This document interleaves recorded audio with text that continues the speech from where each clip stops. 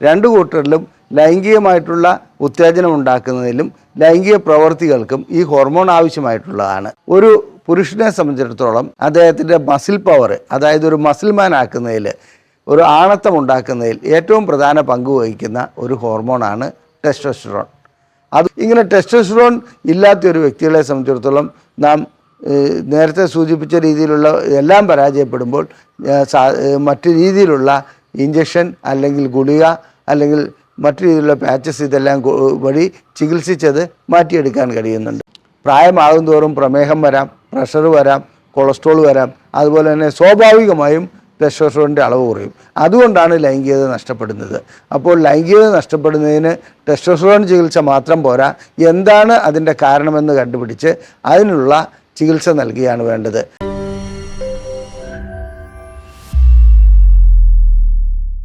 നമസ്കാരം. ഞാൻ ഇന്ന് പുരുഷ ഹോർമോണായ ടെസ്റ്റോസ്റ്ററോണിനെ കുറിച്ചാണ് നിങ്ങളോട് വിശദീകരിക്കാൻ പോകുന്നത്. പുരുഷ ഹോർമോൺ എന്ന് പറയാൻ കഴിയില്ല, സ്ത്രീകളിലും ആ ഹോർമോൺ കണ്ടുവരുന്നുണ്ട്. രണ്ട് കൂട്ടരിലും ലൈംഗികമായിട്ടുള്ള ഉത്തേജനം ഉണ്ടാക്കുന്നതിലും ലൈംഗിക പ്രവർത്തികൾക്കും ഈ ഹോർമോൺ ആവശ്യമായിട്ടുള്ളതാണ്. ഞാൻ ഡോക്ടർ അജയൻ വർഗീസ്, കുന്നമംഗലം പന്തീർപ്പാടത്തുള്ള institute of sexual and reproductive medicine എന്ന സ്ഥാപനത്തിൻ്റെ ഡയറക്ടറാണ്. International association of sexual medicine practitioners modern medicine എന്ന അസോസിയേഷൻ്റെ അഖിലേന്ത്യാ ചെയർമാനുമാണ്. എന്താണ് ടെസ്റ്റോസ്റ്ററോൺ? ഇത് കേവലം ഒരു ലൈംഗിക ഹോർമോണായിട്ടാണ് നാം എല്ലാവരും കരുതുന്നത്. അത് തെറ്റാണ്. ലൈംഗിക ഹോർമോൺ മാത്രമല്ല, ലൈംഗികമായിട്ട് ഇതിന് ഒട്ടനവധി കർമ്മങ്ങൾ നിർവഹിക്കുവാനുണ്ട്. എന്നിരുന്നാലും ലൈംഗിക ഹോർമോൺ മാത്രമല്ല ഇത്. ഒരു പുരുഷനെ സംബന്ധിച്ചിടത്തോളം അദ്ദേഹത്തിൻ്റെ മസിൽ പവർ, അതായത് ഒരു മസിൽമാൻ ആക്കുന്നതിൽ, ഒരു ആണത്തം ഉണ്ടാക്കുന്നതിൽ ഏറ്റവും പ്രധാന പങ്ക് വഹിക്കുന്ന ഒരു ഹോർമോണാണ് ടെസ്റ്റോസ്റ്ററോൺ. അതുപോലെ തന്നെ അദ്ദേഹത്തിൻ്റെ മുടി വളർച്ചയ്ക്ക്, മുടി നല്ല ദൃഢമാക്കുന്നതിന് പങ്കുവഹിക്കുന്ന ഒരു ഹോർമോണാണ് ടെസ്റ്റോസ്റ്ററോൺ. ലൈംഗികതയുണ്ട്, ലൈംഗികത മാത്രമല്ല എന്നാണ് ഞാൻ ഉദ്ദേശിക്കുന്നത്. മറ്റ് ഒട്ടനവധി ധർമ്മങ്ങൾ ടെസ്റ്റോസ്റ്ററോണിനുണ്ട്. അതുപോലെ തന്നെ അദ്ദേഹത്തിൻ്റെ എല്ലുകൾക്ക്, അതായത് അസ്ഥികൾക്ക് നല്ല ബലമുണ്ടാക്കുന്ന കാര്യത്തിൽ ടെസ്റ്റോസ്റ്ററോൺ നല്ല പങ്ക് വഹിക്കുന്നുണ്ട്. ഇതൊക്കെ അവിടെ നിൽക്കട്ടെ, ഇതൊരു വഴക്കാളി ഹോർമോണാണ്. അതായത് വഴക്കുണ്ടാക്കുന്നതിൽ അല്ലെങ്കിൽ ഒരു അഗ്രസീവ് നേച്ചർ കാണിക്കുന്നതിൽ ഈ ഹോർമോണിന് വളരെയധികം പങ്കുണ്ട്. ഒരു ഉദാഹരണം പറയാം. ഒരു 18 വയസ്സായ ചെറുപ്പക്കാരൻ റോഡിൽ കൂടി നടന്നു പോകുമ്പോൾ ഏതെങ്കിലും ഒരുത്തൻ നീ എങ്ങോട്ടാടാ പോകുന്നത് എന്ന് ചോദിച്ചാൽ അവരോട് വഴക്കുണ്ടാക്കുവാനുള്ള പ്രവണത ഈ ഹോർമോൺ ഉള്ളതുകൊണ്ടാണ് ഉണ്ടാകുന്നത്. അതേസമയത്ത് ഒരു 45 50 വയസ്സായ വ്യക്തി അത് ഗൗനിക്കാതെ പോവുകയും ചെയ്യും. ഇതിൻ്റെ കാരണം ശരീരത്തിൽ അല്ലെങ്കിൽ രക്തത്തിൽ ടെസ്റ്റോസ്റ്ററോണിൻ്റെ അളവ് വളരെയധികം ആ പ്രായത്തിൽ കൂടുതലാകുന്നതുകൊണ്ടാണ്. മറ്റൊരർത്ഥത്തിൽ പറഞ്ഞാൽ ടെസ്റ്റോസ്റ്ററോണിൻ്റെ അളവ് കുറയുന്നതോടുകൂടി പക്വത വരുന്നു എന്ന് നമുക്ക് പറയാൻ പറ്റും. പക്ഷെ പക്വത വരുന്നത് അതുകൊണ്ട് മാത്രമല്ല, അനുഭവങ്ങളും അതിൻ്റെ പിന്നിലുള്ള ഒരു കാര്യമാണല്ലോ. ഇനി ടെസ്റ്റോസ്റ്ററോണിനെ സംബന്ധിച്ചിടത്തോളം മറ്റൊരു വലിയ ഉപകാരം, അതായത് വലിയൊരു കാര്യം നമ്മൾ ചെയ്തു തരുന്നുണ്ട്. നമുക്ക് ചിന്തിക്കുവാനുള്ള ശക്തി ഉണ്ടാക്കുന്നതും കോൺസെൻട്രേറ്റ് ചെയ്യാനുള്ള ശക്തി ഉണ്ടാക്കുന്നതും ഈ ടെസ്റ്റോസ്റ്ററോൺ എന്ന ഹോർമോൺ തന്നെയാണ്. ടെസ്റ്റോസ്റ്ററോൺ ഇല്ലെങ്കിൽ നമ്മളുടെ ചിന്താഗതികൾ മാറിപ്പോകുന്നു, നമുക്കൊരു പ്രോബ്ലം സോൾവ് ചെയ്യാനുള്ള കഴിവില്ലാതാകുന്നു. അങ്ങനെ ഒട്ടനവധി ധർമ്മങ്ങൾ നിർവഹിക്കുന്ന ഒരു ഹോർമോണിനെ നമ്മളെല്ലാവരും കൂടി ഒരു വെറും ലൈംഗിക ഹോർമോണാക്കി മാറ്റുകയാണ് ചെയ്യുന്നത്. ഇനി ഇതില്ലെങ്കിലോ, ടെസ്റ്റോസ്റ്ററോണിൻ്റെ അളവ് കുറയുകയാണെങ്കിലോ തീർച്ചയായും ലൈംഗികതയെ അത് ബാധിക്കും. ലൈംഗികത ബാധിക്കുക മാത്രമല്ല, അതുകൂടാതെ പൊണ്ണത്തടി, ഒരു പിത്തത്തടി അതുപോലെയുള്ളൊരു അവസ്ഥയിലേക്ക് പോകും. ഒന്നിനും ഒരു ഊർജ്ജസ്വലത ഉണ്ടാവില്ല, ഒരു കാര്യവും ചെയ്യാനൊരു താല്പര്യം ഉണ്ടാവില്ല. അത്തരം അവസ്ഥയാണ് ടെസ്റ്റോസ്റ്ററോണിൻ്റെ അളവ് കുറയുകയാണെങ്കിൽ വരുന്നത്. അതുകൊണ്ട് തന്നെയാണ് ഞാൻ പറഞ്ഞത് ലൈംഗികമായിട്ടുള്ള ഒരു ഹോർമോണായി മാത്രം ഇതിനെ കാണരുത്. മാത്രമല്ല, ടെസ്റ്റോസ്റ്ററോൺ തീരെ ഇല്ലാത്ത വ്യക്തികളുടെ അസ്ഥികൾ പെട്ടെന്ന് ഒടിഞ്ഞു പോകുന്ന അവസ്ഥയുണ്ട്. അവർക്ക് അസ്ഥികൾക്ക് ബലമുണ്ടാകുകയില്ല, രോമ വളർച്ച വേണ്ട രീതിയിലുണ്ടാകുകയില്ല. പിന്നെ ഒരു സുന്ദര പുരുഷനെ വാർത്തെടുക്കുന്നതിൽ, അല്ലെ ദൃഢഗാത്രനായ ഒരു പുരുഷനെ വാർത്തെടുക്കുന്നതിൽ ടെസ്റ്റോസ്റ്ററോൺ വളരെയധികം പങ്കുവഹിക്കുന്നുണ്ട്. അതായത് ഒരു പുരുഷൻ്റെ ആകർഷണീയമായ തൊലി, മുടി ഇതെല്ലാം വളരെ വൃത്തിയായി, അതായത് ഒരു ആകർഷണീയത ഉണ്ടാക്കുന്നതിലും ടെസ്റ്റോസ്റ്ററോൺ വളരെയധികം പങ്കുവഹിക്കുന്നുണ്ട്. അപ്പോൾ ടെസ്റ്റോസ്റ്ററോണിൻ്റെ അളവ് എങ്ങനെയാണ് ഇരിക്കുന്നത്? സാധാരണ രീതിയിൽ നാം ലാബറട്ടറിയിൽ പോയി പരിശോധിക്കുകയാണെങ്കിൽ ടെസ്റ്റോസ്റ്ററോണിൻ്റെ അളവ് 2.5 മുതൽ 10 വരെ എന്നൊക്കെ കാണും. എന്നാൽ ഒരു കാര്യം മനസ്സിലാക്കുക, പല വ്യക്തികളിലും ഇത് വ്യത്യസ്തപ്പെട്ടിരിക്കുന്നുണ്ട്. അഥവാ ടെസ്റ്റോസ്റ്ററോൺ ത്രെഷ്ഹോൾഡ് ഉണ്ട്. ഒരു ത്രഷോൾഡ് വാല്യൂ അതിനുണ്ട്. ചില വ്യക്തികളെ സംബന്ധിച്ചിടത്തോളം 6 7 ഉണ്ടെങ്കിൽ പോലും അവർക്ക് ഞാൻ ഈ പറഞ്ഞ ഗുണങ്ങളൊന്നുമില്ലാതെയായി കാണാം. അതേസമയത്ത് ചിലർക്കൊരു 3 മാത്രമാണ് അതിൻ്റെ യൂണിറ്റ് എങ്കിൽ പോലും അവർക്ക് നല്ല രീതിയിൽ ലൈംഗിക ബന്ധത്തിലേർപ്പെടാൻ കഴിയുന്നുണ്ട്, നല്ല എന്താണ് ഇതിൻ്റെ ആരോഗ്യ ദൃഢഗാത്രനായി കാണപ്പെടുന്നുണ്ട്. ഇതിൻ്റെ കാരണം ഓരോ വ്യക്തിയിലും ടെസ്റ്റോസ്റ്ററോണിൻ്റെ അളവ് പല രീതിയിലാണ് പ്രയോജനപ്പെടുന്നത്. അഥവാ ത്രഷോൾഡ് വാല്യൂ അതിനുണ്ട് എന്ന് കരുതി ടെസ്റ്റോസ്റ്ററോൺ വാല്യൂ നമ്മൾ ടെസ്റ്റ് ചെയ്യുമ്പോൾ തീരെ കുറവാണെങ്കിൽ രോഗികളോട് ചോദിക്കേണ്ടതുണ്ട് അവർക്ക് ലൈംഗികമായിട്ട് എങ്ങനെയുണ്ട്, മറ്റു കാര്യങ്ങൾ എങ്ങനെയുണ്ട്. അങ്ങനെ പ്രോബ്ലം ഉണ്ടെങ്കിൽ മാത്രമേ ടെസ്റ്റോസ്റ്ററോൺ തെറാപ്പി ചെയ്യേണ്ടതുള്ളൂ.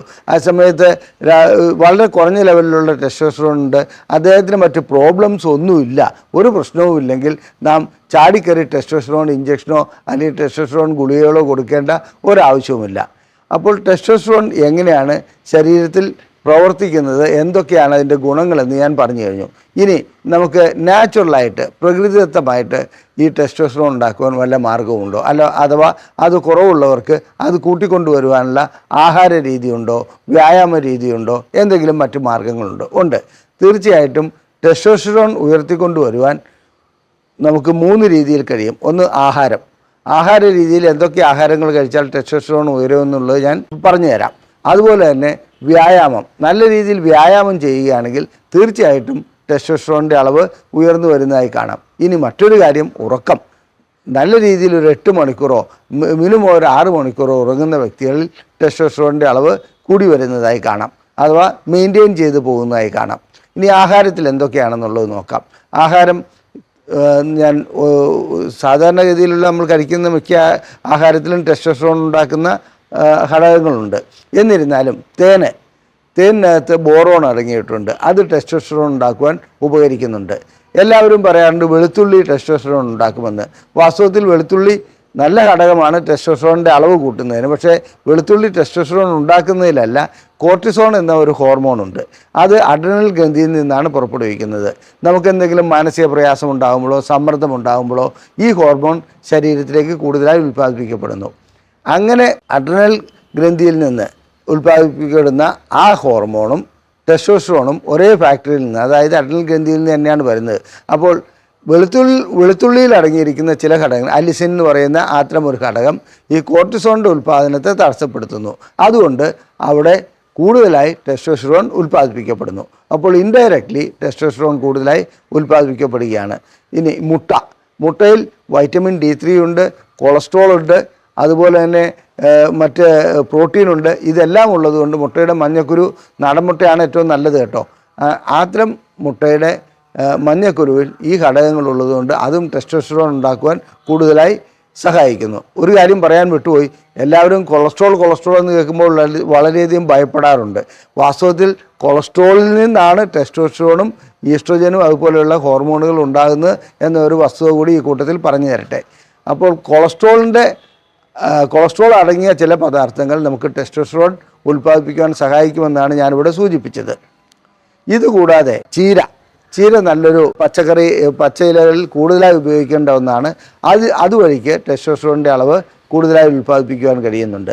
ഇനി മറ്റൊന്ന്, മാതള നാരങ്ങയാണ് ഏറ്റവും നല്ലത്, അല്ലെങ്കിൽ മറ്റ് നാരങ്ങകളും എല്ലാം തന്നെ ടെസ്റ്റോസ്റ്ററോണിൻ്റെ ഉൽപ്പാദനത്തിന് ഉപകരിക്കുന്നുണ്ട്. ഇതുകൂടാതെ ചൂര മത്സ്യം അങ്ങനെയൊക്കെയുള്ള മത്സ്യങ്ങൾ ടെസ്റ്റോസ്റ്ററോൺ ഉൽപ്പാദിപ്പിക്കാൻ വളരെയധികം സഹായിക്കുന്നുണ്ട്.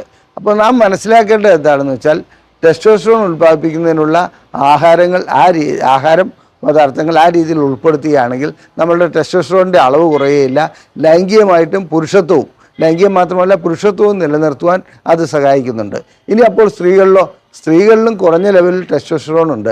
അതുകൊണ്ട് ടെസ്റ്റോസ്റ്ററോണിൻ്റെ അളവ് കൂടുകയാണെങ്കിൽ അവരിലും മീശ വരുന്നതായി കാണാം, അതുപോലെ അസ്ഥാനത്തൊക്കെ രോമം ഉണ്ടാകുന്നതായി കാണാം. എന്നാൽ ലൈംഗികമായിട്ടുള്ള അവരുടെ അഭിവാഞ്ചയ്ക്കും അവരുടെ ആസക്തിക്കുമെല്ലാം ടെസ്റ്റോസ്റ്ററോൺ അതിൻ്റേതായ പങ്ക് വഹിക്കുന്നുണ്ട്. ഈസ്ട്രോജനും അതിനകത്ത് ആവശ്യമാണ്, എന്നിരുന്നാലും ടെസ്റ്റോസ്റ്ററോണിന് അതിൻ്റേതായ റോളുണ്ട്. അപ്പോൾ സ്ത്രീകളും ഈ ആഹാരം കഴിക്കുന്നുണ്ട്. അമിതമായി ടെസ്റ്റോസ്റ്ററോൺ കൂടിപ്പോവുകയൊന്നുമില്ല, നല്ലതാണെന്നുള്ളത് ഇവിടെ സൂചിപ്പിച്ചു കൊള്ളട്ടെ. ലൈംഗികമായിട്ടുള്ള കാര്യങ്ങൾക്കും ലൈംഗിക താല്പര്യം കുറവുള്ള സ്ത്രീകൾക്കുമൊക്കെ ഇത്തരം ആഹാര രീതിയിലേക്ക് പോകാവുന്നതാണ്. ഇനി ഞാൻ വ്യായാമത്തെക്കുറിച്ച് പറഞ്ഞു. വ്യായാമം ചെയ്യുമ്പോൾ സാധാരണഗതിയിൽ ടെസ്റ്റോസ്റ്ററോണിൻ്റെ അളവ് കൂടി വരുന്നുണ്ട്. അതുകൊണ്ട് തന്നെ വ്യായാമം ചെയ്യുന്ന വ്യക്തികളിൽ ടെസ്റ്റോസ്റ്ററോൺ അതായത് മസിൽ പവർ കൂടുന്നു, എല്ലുകളുടെ ശക്തി കൂടുന്നു, ഇതെല്ലാം കാണപ്പെടുന്നുണ്ട്. വ്യായാമം ചെയ്യാത്ത വ്യക്തികളെ സംബന്ധിച്ചിടത്തോളം ഞാൻ നേരത്തെ സൂചിപ്പിച്ചു, പിണ്ണത്തടി കാണാം. അങ്ങനെയുള്ള വ്യക്തികൾ ലൈംഗിക ആസക്തിയും ലൈംഗിക താല്പര്യവും ഒന്നും ഉണ്ടാകുന്നതായി കാണപ്പെടാത്തതിൻ്റെ കാരണം ഇത് തന്നെയാണ്, ടെസ്റ്റോസ്റ്ററോണിൻ്റെ അളവ് കുറയുന്നതുകൊണ്ടാണ്. ഇനി നല്ല ഉറക്കം ടെസ്റ്റോസ്റ്ററോണിന് ആവശ്യമാണ്. മാത്രമല്ല ഉറക്കത്തിൽ രാവിലെ ഒരു 4 മണി, ഒരു 3 മണി 4 മണി ആകുമ്പോൾ ടെസ്റ്റോസ്റ്ററോണിൻ്റെ അളവ് കൂടി വരുന്നു. അത് കഴിഞ്ഞിട്ട് ഒരു 11 മണിയാകുമ്പോഴത്തേക്കും ടെസ്റ്റോസ്റ്ററോണിൻ്റെ അളവ് വീണ്ടും കുറയാൻ തുടങ്ങുന്നതായിട്ടും കാണപ്പെടുന്നുണ്ട്. അപ്പോൾ ഉറക്കം നല്ല രീതിയിൽ വരേണ്ട ആവശ്യമുണ്ട്. അതുകൊണ്ടാണ് രാവിലെ എഴുന്നേൽക്കുമ്പോൾ മിക്കപ്പോഴും പുരുഷൻ്റെ ലിംഗം ഉയർന്നു നിൽക്കുന്നത്, ഈ ടെസ്റ്റോസ്റ്ററോണിൻ്റെ അളവ് കൂടുന്നു. മറ്റ് പല കാരണങ്ങളുമുണ്ട്, എന്നാലും ഇത് അതിനകത്ത് ഒരു കാരണമാണ്. ഇനി നമുക്ക് ടെസ്റ്റോസ്റ്ററോണിൻ്റെ കാര്യത്തിൽ ഇത് കുറവുള്ളവരിൽ എങ്ങനെ ചികിത്സിക്കാമെന്നുള്ളതിന് മരുന്നുകളുണ്ടോ, അതുപോലെ ഏത് രീതിയിലുള്ള മരുന്നുകളാണ് നൽകേണ്ടത്? സാധാരണഗതിയിൽ ഡയറക്റ്റായിട്ടുള്ള മരുന്നുകൾ നൽകുന്നതല്ല അതിന് ഉത്തമം. കാരണം ഈ ടെസ്റ്റോസ്റ്ററോൺ ഗുളികകളോ അല്ലെങ്കിൽ ഇഞ്ചക്ഷനോ ഡയറക്റ്റായി നൽകുകയാണെങ്കിൽ, അത് നേരിട്ട് ആ രീതിയിലേക്ക് നൽകുകയാണെങ്കിൽ മിക്കപ്പോഴും ഉണ്ടാക്കുന്ന പ്രശ്നം എന്താണെന്ന് വെച്ചാൽ, അത് നിർത്തുന്നതോടുകൂടി വീണ്ടും ടെസ്റ്റോസ്റ്ററോണിൻ്റെ അളവ് വളരെയധികം കുറയുന്നതായി കാണാം. മാത്രമല്ല കുട്ടികളാകാത്ത വ്യക്തികളെ സംബന്ധിച്ചിടത്തോളം ഇങ്ങനെ ടെസ്റ്റോസ്റ്ററോൺ ഇഞ്ചക്ഷൻ നൽകുകയാണെങ്കിൽ അല്ലെങ്കിൽ ഗുളികകൾ നൽകുകയാണെങ്കിൽ അവർക്ക് ടെസ്റ്റോസ്റ്ററോണിൻ്റെ അളവ് കുറയുന്നതോടുകൂടി ബീജാണുക്കൾ ഉണ്ടാകാനുള്ള സാധ്യത, ബീജാണുക്കളുടെ അളവ് കുറയാനുള്ള സാധ്യതയുണ്ട്. ഒന്നുകൂടി സൂചിപ്പിച്ചു, ടെസ്റ്റോസ്റ്ററോൺ ബീജാണുക്കളുടെ, ഒന്നുകൂടി പറഞ്ഞുകൊള്ളട്ടെ, ടെസ്റ്റോസ്റ്ററോൺ ബീജാണുക്കളുടെ അളവ് വളരെയധികം കൂട്ടുന്ന ഒരു ഹോർമോണാണ്. തീരെ ടെസ്റ്റോസ്റ്ററോൺ ഇല്ലെങ്കിൽ ബീജാണുക്കൾ ഉണ്ടാകുകയില്ല. അതുപോലെ തന്നെ ഇതിനെ നിയന്ത്രിക്കുന്നത്, ടെസ്റ്റോസ്റ്ററോണിൻ്റെ ഉൽപ്പാദനത്തെ നിയന്ത്രിക്കുന്നത് തലച്ചോറിലുള്ള പിറ്റ്യൂട്ടറി ഗ്രന്ഥിയാണ്. അവിടെ നിന്ന് അതിനെന്തെങ്കിലും പ്രോബ്ലം വരികയാണെങ്കിൽ, തകരാറുണ്ടാകുകയാണെങ്കിൽ ടെസ്റ്റോസ്റ്ററോണിൻ്റെ അളവ് കുറയും. അതിന് ടെസ്റ്റോസ്റ്ററോൺ മാത്രം നൽകുകയല്ല, ആ പിറ്റ്യൂട്ടറി ഗ്രന്ഥിയിൽ എന്താണ് തകരാറ്, അത് സ്കാനിങ്ങും മറ്റ് ടെസ്റ്റുകളും ചെയ്തിട്ട് നാം നോക്കേണ്ടതുണ്ട്. അതാണ് അതിനകത്ത് ഉള്ള മറ്റൊരു വസ്തുത. ഇനി ടെസ്റ്റോസ്റ്ററോൺ ഉൽപ്പാദിപ്പിക്കപ്പെടുന്നത് കൊളസ്ട്രോളിൽ നിന്നാണെന്ന് പറഞ്ഞു. കൊളസ്ട്രോളിൽ നിന്ന് DHEA ഉണ്ടാകുന്നു. DHEA എന്ന ഹോർമോണിൽ നിന്ന് ഒരു ഭാഗം ഈസ്ട്രോജൻ ഉണ്ടാകുന്നു, മറുഭാഗം ഇതിലേക്ക് വരുന്നു, ടെസ്റ്റോസ്റ്ററോണായി മാറുന്നു. അപ്പോൾ ടെസ്റ്റോസ്റ്ററോണിൻ്റെ ഉൽപ്പാദനത്തിന് നാം ആഹാര രീതി പറഞ്ഞു, വ്യായാമം പറഞ്ഞു, നല്ല ഉറക്കം പറഞ്ഞു. ഇതെല്ലാം ചെയ്തിട്ടും ശരിയാകാത്ത ഒരു അവസ്ഥ വരികയാണെങ്കിൽ തീർച്ചയായിട്ടും ലൈംഗികമായിട്ടുള്ള ആവശ്യം മാത്രമാണ്, അതായത് പ്രത്യുൽപാദനം, അതായത് കുട്ടികളൊക്കെ ഉള്ള ഒരു വ്യക്തിക്കാണെങ്കിൽ ടെസ്റ്റോസ്റ്ററോണിൻ്റെ ഇഞ്ചക്ഷനോ ഗുളികയോ അല്ലെങ്കിൽ ആ രീതിയിൽ തന്നെ പാച്ചുകൾ വരുന്നുണ്ട്, തൊലിയിൽ ഒട്ടിക്കാനുള്ളത് വരുന്നുണ്ട്, അതൊക്കെ ഉപയോഗിക്കുക. ഇന്ത്യയിലെല്ലാം ലഭ്യമായിട്ടില്ല. എന്നിരുന്നാലും പിന്നെ ഇപ്പോൾ പുതിയതായിട്ട് എന്നാണെന്ന് വെച്ചിട്ടുണ്ടെങ്കിൽ 3 മാസത്തേക്ക് ഒരു ഇഞ്ചക്ഷൻ ചെയ്താൽ ടെസ്റ്റോസ്റ്ററോണിൻ്റെ ലെവല് ശരിയായി നിൽക്കുന്ന രീതിയിലുള്ള ഇഞ്ചക്ഷൻ വിദേശ രാജ്യങ്ങളിൽ, അതായത് അമേരിക്കയിലും മറ്റും നിലവിൽ വന്നിട്ടുണ്ട്. ഇന്ത്യയിലേക്ക് അത് എത്തിയിട്ടില്ല. അതുകൊണ്ട് ടെസ്റ്റോസ്റ്ററോണിൻ്റെ കുറവ് വളരെയധികമുള്ള വ്യക്തികളെ സംബന്ധിച്ചിടത്തോളം ആ രീതിയിൽ ചികിത്സിക്കേണ്ടി വരാറുമുണ്ട്. ഇനി ലൈംഗികമായിട്ടുള്ള ഉത്തേജനത്തിന് ടെസ്റ്റോസ്റ്ററോൺ വളരെയധികം ആവശ്യമാണ്. ആ ടെസ്റ്റോസ്റ്ററോണിൻ്റെ അത് ബ്രെയിനിലും പ്രവർത്തിക്കുന്നുണ്ട്, ലിംഗത്തിലും പ്രവർത്തിക്കുന്നുണ്ട് ടെസ്റ്റോസ്റ്ററോൺ എന്ന ഹോർമോൺ. അതുകൊണ്ട് ബ്രെയിനിൽ അത് സ്റ്റിമുലേറ്റർ ആയിട്ടാണ് പ്രവർത്തിക്കുന്നത്, ലിംഗത്തിൽ അത് ദൃഢതയ്ക്ക് വേണ്ടി അത് പ്രവർത്തിക്കുന്നുണ്ട്. ഇങ്ങനെ ടെസ്റ്റോസ്റ്ററോൺ ഇല്ലാത്തൊരു വ്യക്തികളെ സംബന്ധിച്ചിടത്തോളം നാം നേരത്തെ സൂചിപ്പിച്ച രീതിയിലുള്ള എല്ലാം പരാജയപ്പെടുമ്പോൾ മറ്റു രീതിയിലുള്ള ഇഞ്ചക്ഷൻ അല്ലെങ്കിൽ ഗുളിക അല്ലെങ്കിൽ മറ്റു രീതിയിലുള്ള പാച്ചസ് ഇതെല്ലാം വഴി ചികിത്സിച്ചത് മാറ്റിയെടുക്കാൻ കഴിയുന്നുണ്ട്. സാധാരണ രീതിയിൽ ഞങ്ങളുടെ ക്ലിനിക്കിൽ എത്തപ്പെടുന്ന പല രോഗികളിലും ടെസ്റ്റോസ്റ്ററോണിൻ്റെ കുറവ് ഞങ്ങൾ കണ്ടുവരുന്നുണ്ട്. അതിന് ടെസ്റ്റോസ്റ്ററോൺ ഏത് രീതിയിൽ ഉയർത്തിക്കൊണ്ടുവരാമെന്നുള്ളതിന് ആദ്യപടിയായി ഞങ്ങൾ സ്വീകരിക്കുന്നത് ആഹാരവും ശരിയായിട്ടുള്ള ഉറക്കവും അതുപോലെ മാനസിക സമ്മർദ്ദമുണ്ടെങ്കിൽ അത് കുറയ്ക്കലും, അതുകൂടാതെ എന്താണെന്ന് വെച്ചാൽ നിവൃത്തിയില്ലാത്ത ഘട്ടത്തിൽ മാത്രമേ ഞങ്ങൾ ഗുളികകളിലേക്ക് പോകാറുള്ളൂ. ഇനി ഞാൻ നേരത്തെ സൂചിപ്പിച്ച മറ്റൊരിതുണ്ട്, നായ്ക്കുറണപ്പൊടി, അമുക്കുരം, ഇങ്ങനെയുള്ള ഈ ആയുർവേദത്തിലൊക്കെ ഉപയോഗിക്കുന്ന ചില ഔഷധങ്ങളുണ്ട്. അതും ടെസ്റ്റോസ്റ്ററോൺ ഉയർത്താൻ സഹായിക്കുന്നുണ്ട്. അതിവിടെ പറയാതെ പോകുന്നത് തെറ്റാണ്. കാരണം അത് നമ്മൾ സാധാരണ ഇതിൽ എല്ലാവരും ചോദിക്കുന്ന ഒരു കാര്യമാണ്. നായ്ക്കുറണപ്പൊടി കഴിച്ചാൽ എൻ്റെ ലൈംഗികത വീണ്ടെടുക്കാൻ കഴിയും. പക്ഷേ അത് മാത്രം പോരാ, അതിൻ്റെ കാരണം കണ്ടുപിടിക്കണം. വെറും ടെസ്റ്റോസ്റ്ററോൺ ആണെങ്കിൽ മാത്രമേ അത് ഉപകരിക്കുകയുള്ളൂ. ടെസ്റ്റോസ്റ്ററോൺ നോർമലായ വ്യക്തിക്ക് ഇങ്ങനെയുള്ള ചികിത്സ നൽകിയിട്ട് പ്രത്യേകിച്ച് ഗുണം കിട്ടാത്തത് അതുകൊണ്ടാണ്. ഇനി ഒരു വ്യക്തിക്ക് ലൈംഗികാസക്തി അമിതമാക്കുവാൻ വേണ്ടി ടെസ്റ്റോസ്റ്ററോൺ കുത്തിവെക്കുകയോ അല്ലെങ്കിൽ ഇഞ്ചക്ഷൻ ചെയ്യുകയോ ചെയ്യാമോ? അങ്ങനെ ചെയ്യുകയാണെങ്കിൽ സാധാരണഗതിയിൽ ദോഷഫലങ്ങളാണ് ഉണ്ടാകുക. അദ്ദേഹത്തിന് മറ്റ് ബുദ്ധിമുട്ടുകൾ ഉണ്ടാകുകയും ഭാവിയിൽ അത് വലിയൊരു പ്രശ്നത്തിലേക്കും പോകും. ടെസ്റ്റോസ്റ്ററോൺ നോർമൽ ആണെന്നുണ്ടെങ്കിൽ ടെസ്റ്റോസ്റ്ററോൺ തെറാപ്പി ഒരിക്കലും ചെയ്യരുത്. ഇനി സ്ത്രീകളിൽ കണ്ടുവരുന്ന ആർത്തവ വിരാമം പോലെ പുരുഷന്മാരിലും ആൻഡ്രോപ്പോസ് എന്ന ഒരു അവസ്ഥയുണ്ട്. അതായത് ലൈംഗികതയ്ക്കൊരു വിരാമം വരുന്ന 30 വയസ്സിന് ശേഷം ടെസ്റ്റോസ്റ്ററോണിൻ്റെ അളവ് ഓരോ വർഷവും കുറഞ്ഞു വരുന്നതായി കാണാം.